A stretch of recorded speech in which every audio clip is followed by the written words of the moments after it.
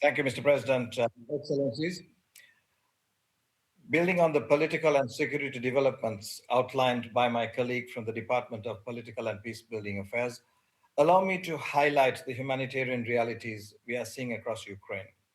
The past week has brought another surge in civilian casualties and suffering. Between last Friday and the early hours of today, at least 30 civilians were reported killed and over 200 injured across Ukraine. Civilians, including families and children, have been killed in their homes, injured on their way to work, and cut off from essential services. The scale and intensity of the attacks on major centers is increasing. Strikes have hit cities including Dnipro, Kiev, bringing the war further into populated urban areas. Communities are still grappling with the consequences of the 2nd June attack on Kiev, one of the most significant attacks on the capital since February 2022. Hospitals, schools, humanitarian personnel and premises, including a UN office in Kiev, were impacted. Along the front line, attacks continue to kill and injure civilians, damage homes and essential civilian infrastructure, and force families to make impossible choices. Stay and risk your life or leave everything behind. We are also concerned by reports of civilian casualties in the occupied territories of Ukraine. Wherever hostilities occur, the result is the same: more civilian suffering. Humanitarian workers are not insulated from these attacks. Over the weekend, in government-controlled Kherson region, 7 humanitarian vehicles were damaged during several attacks, injuring aid workers and volunteers and damaging clearly marked humanitarian assets. Last week, in the government-controlled Donetsk region, a vehicle belonging to a humanitarian organization was struck and heavily damaged while supporting civilians affected by the war. It follows a series of incidents that have been reported to this council in the recent weeks. So far this year, 3 humanitarian workers have been killed and 32 injured. Such attacks are unacceptable. International humanitarian law is very clear. Civilians and civilian objects, including humanitarian personnel and assets, must be protected. These rules exist to limit suffering and preserve dignity precisely when there is war, and they must be respected. Accountability for violations and measures to prevent them are essential. Mr. President, the humanitarian consequences of hostilities extend well beyond immediate civilian harm.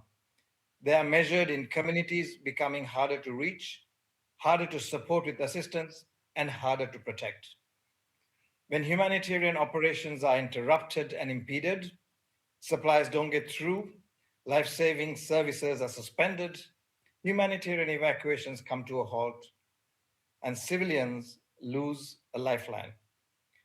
The impact is immediate and the consequences can be deadly.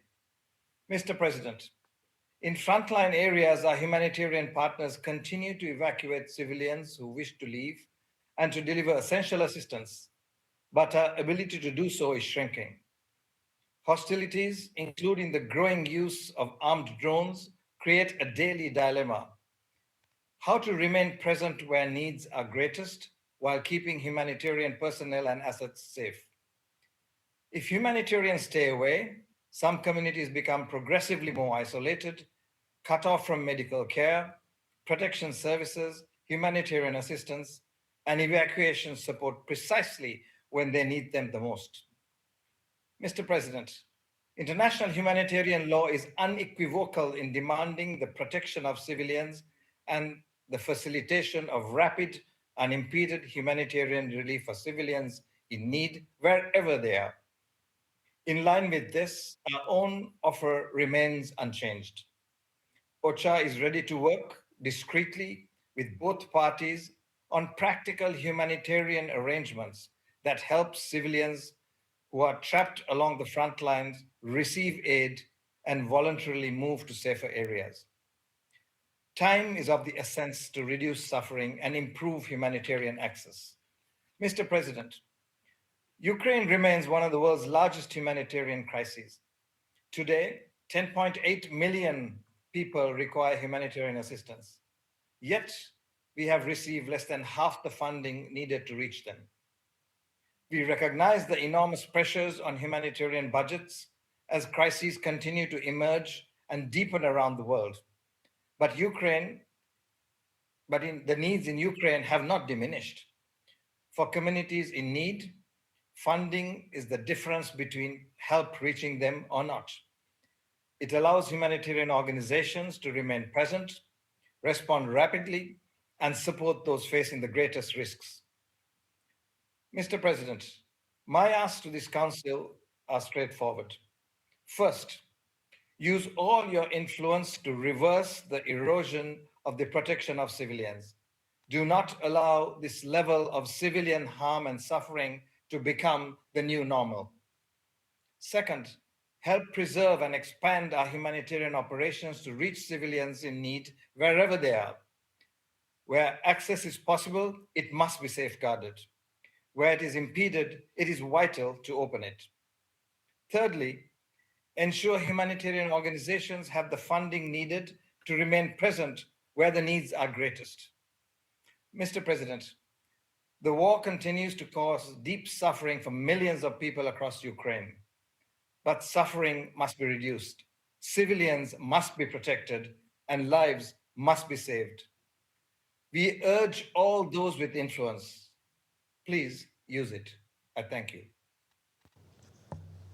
Agradezco al señor Ratwatte